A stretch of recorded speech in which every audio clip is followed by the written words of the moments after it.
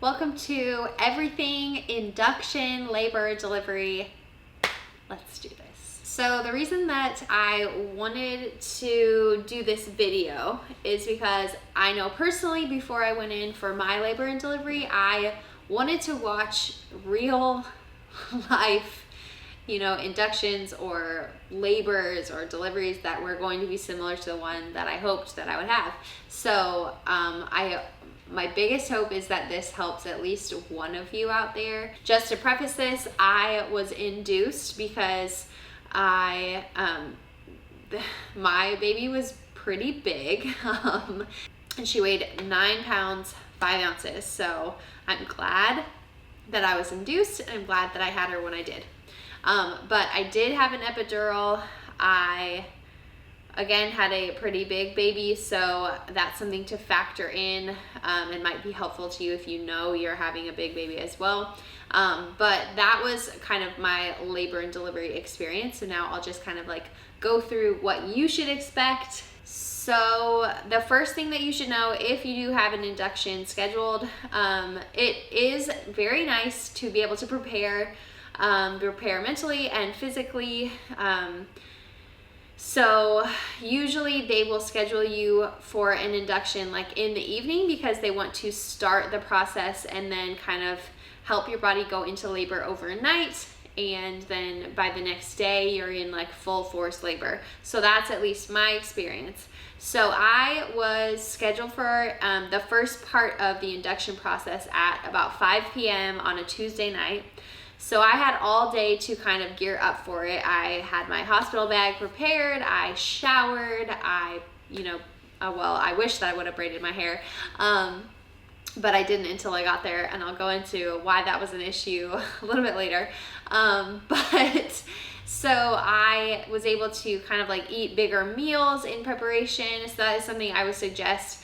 You don't ever know how long your labor is going to be or how much energy you're going to need. So definitely focus on eating things that are a little bit more quickly metabolizing. So I went to IHOP in the morning, which I had kind of some protein and some fat, but nothing super heavy.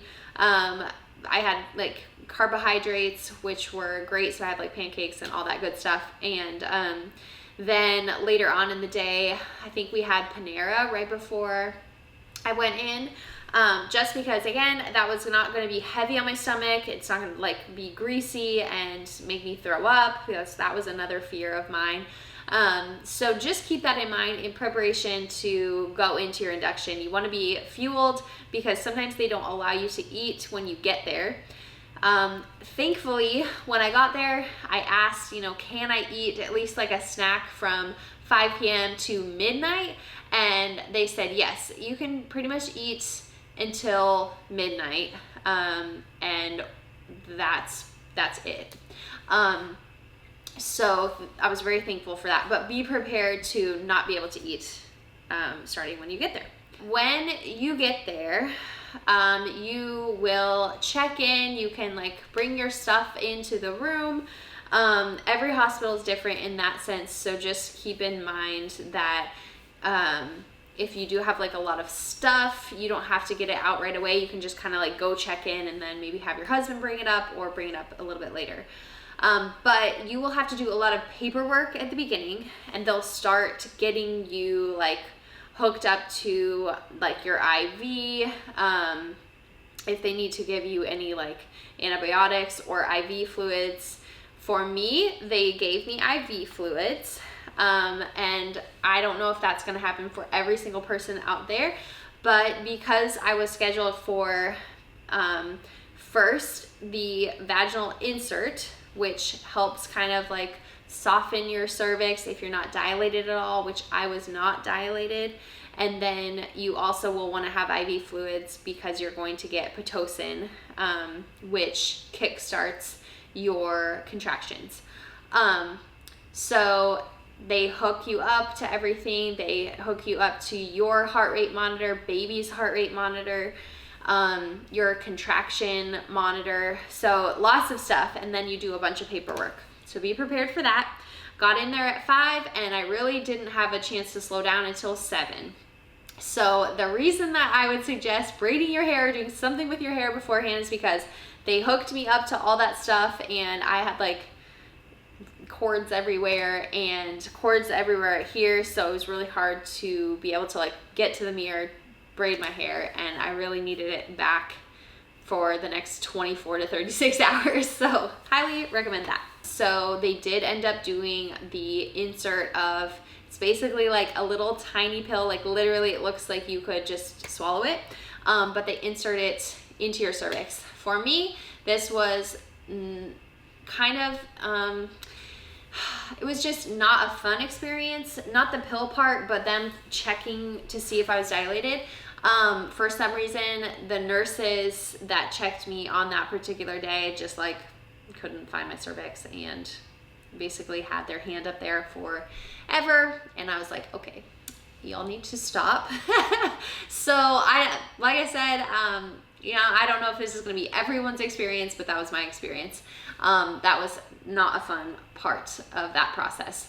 But anyway, so they leave the pill in there. You have to lay for about, I think 2 hours every time they insert the pill. So for me, they wanted to insert that pill every 3 hours, and you have to lay for 2 hours out of that 3 hour chunk.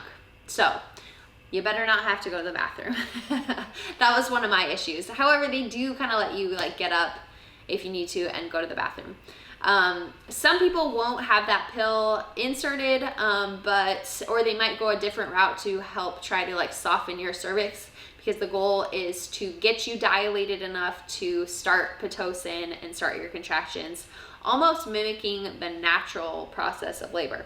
After 2 rounds of putting the pill in, I was pretty dilated, and they essentially, I was ready for Pitocin the next morning, I think around 3 or 4 a.m. But everyone will be different. Maybe it will take you a long time to dilate. Maybe it will not take you a long time at all. For me, I was pretty responsive to the pill that was inserted, so I didn't need Pitocin until a little bit later on, because my body was like, oh, I think this is what I'm supposed to do. Let's try to get this baby out like naturally. So it just depends on, you know, the type of person you are and the response that you have. But my biggest suggestion to you is to get as much rest that first night as possible. I was so excited and anxious and nervous and all these emotions that it was very, very hard to sleep. And I was like, I don't need to sleep, you know, like this, like I'll be fine. Plus I was super uncomfortable. It's very, very hard to sleep with those things wrapped around you, monitoring the baby, monitoring your contractions and all that. So I couldn't get comfortable. But finally the nurse came in at like maybe 1 a.m. or 2 a.m. and she was like, do you want some, what was it called? It was basically just kind of a relaxant. And I refused it at first because I was like, I don't want to be drowsy if I like go into labor. I didn't really go into labor until like at least 12 hours later, so I don't know what I was worried about. But eventually she came back in again and I was like, hey, I think I want that. I think I want what you were offering before. So it was just like a little pill. I took it and it did relax me a little bit so I could get some sleep. And I'm very glad that I got at least like maybe 2 hours of sleep that night, but I wish that I would have gotten more, because guess what? You don't know how long you're gonna have to push. You don't know like how hard labor is gonna be. And then after labor, you have a baby, like immediately, and they leave that baby with you. And that means you're not gonna sleep. And your sleeping patterns are going to be all over the place for the rest of eternity. No, I'm just kidding. But that's the reality. So that's why I'm telling you, sleep. And I had people texting me saying, get some rest, sleep, just do as much as sleeping as possible. And I was like, why? But I just didn't realize. So that's what I'm telling you to do. Get some sleep. When I got Pitocin, I would say pretty immediately I could feel my contractions starting. Nothing super unbearable, and it took a couple hours for them to get to the point where they were like strong enough to where I wanted an epidural.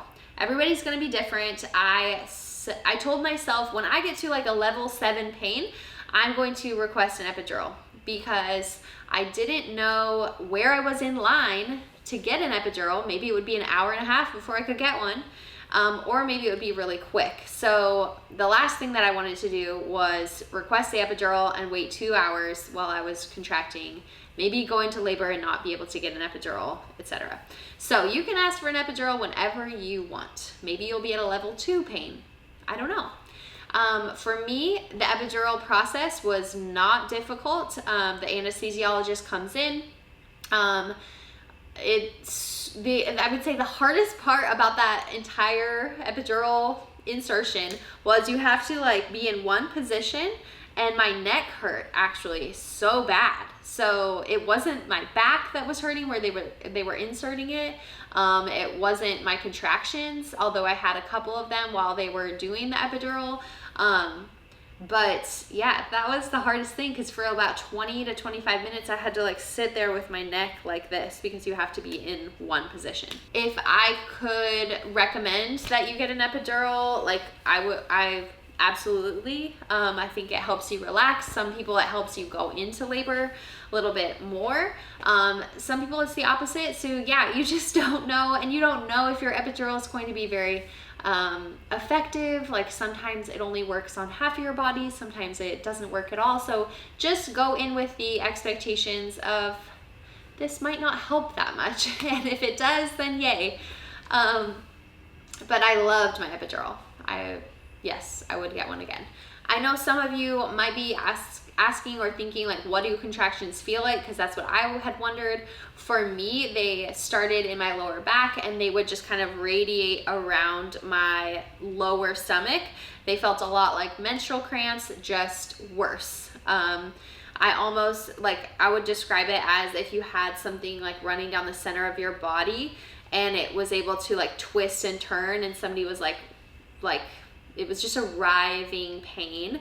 And each contraction, you would feel it kind of like start and it gets to a peak and then it'll come back down. So for me, that start and peak and falling back down was about like 20 to 30 seconds. I thought it was gonna be longer, and maybe it'll be longer for you, but that was my pattern. When you get the epidural, you might feel kind of like funny, but you'll definitely feel relieved. And you might be able to sense contractions happening, but you probably won't be able to feel them a lot. My epidural was pretty strong. Apparently they put me on the amount for someone like 5'10", and I'm 5'4". I asked why they did that, and they basically told me sometimes the anesthesiologist doesn't want to come back in and deliver you another bag of epidural fluid. So they might just, give you a high amount. So I was basically dead from here down. It was a little bit unfortunate because by the time I was ready to push, they really needed me to feel something down there, and they had to basically turn off my epidural because it was so strong.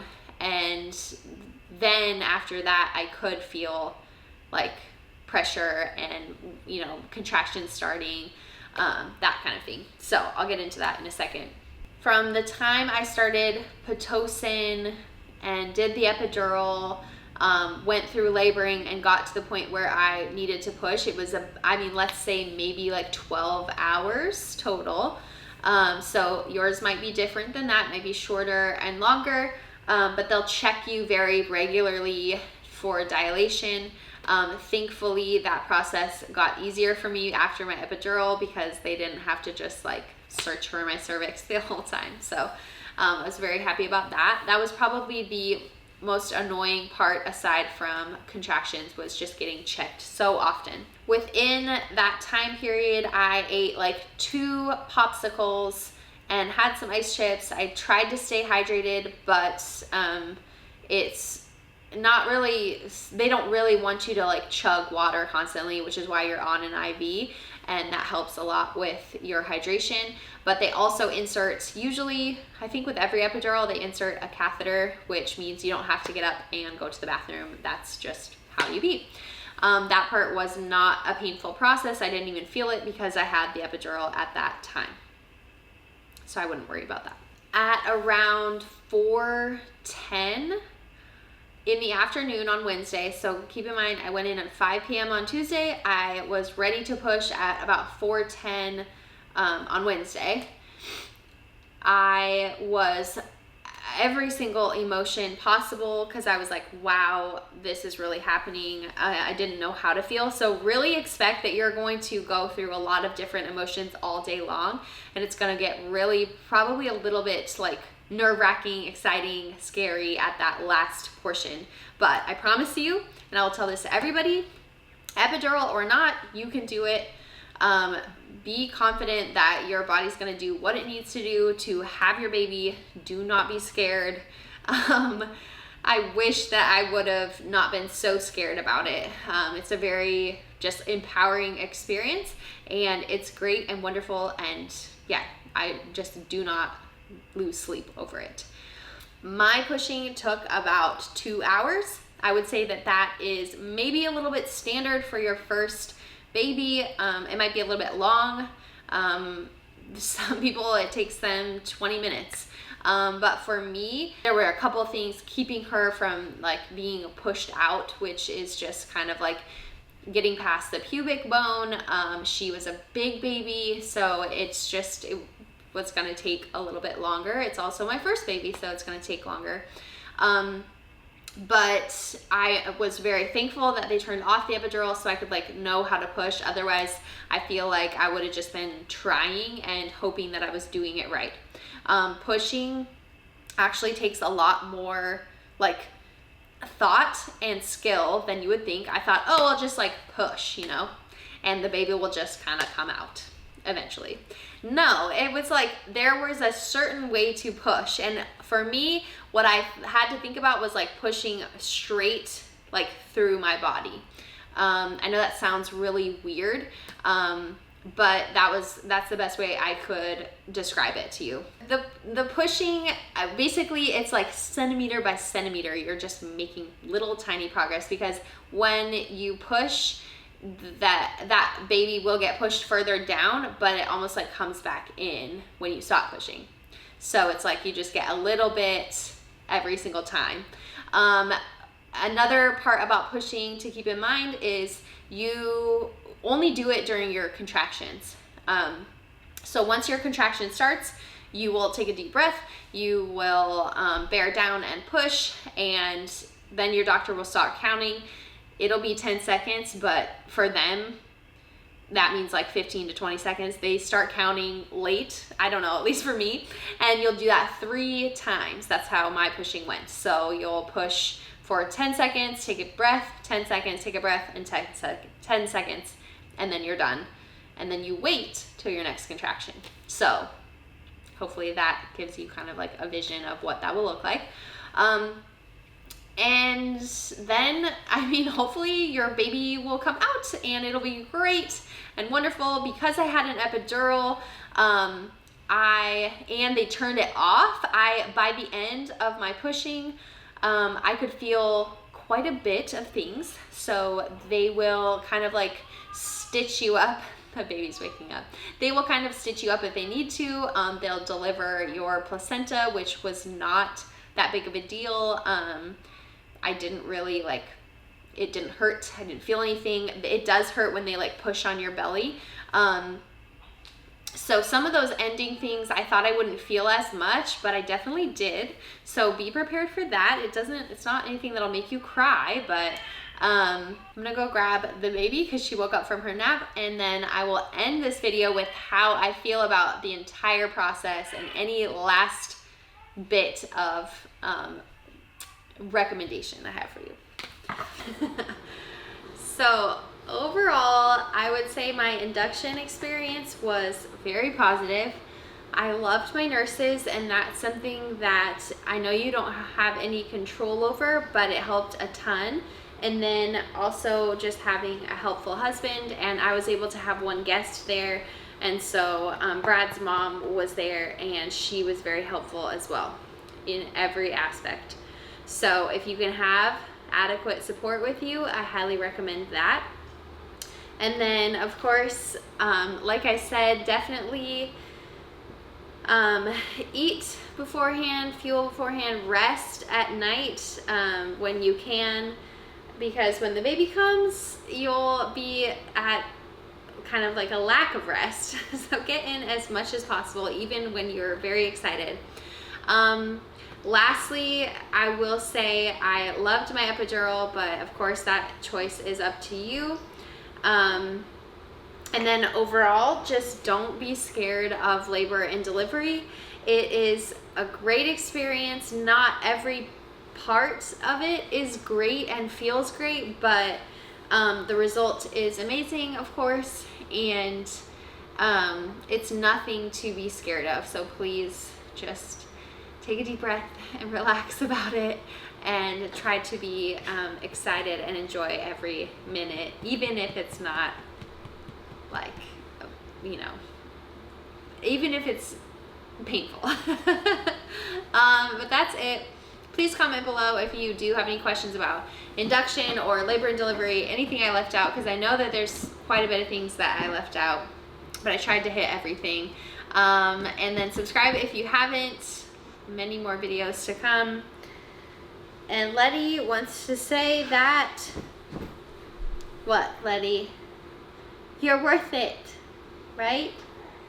You're worth it.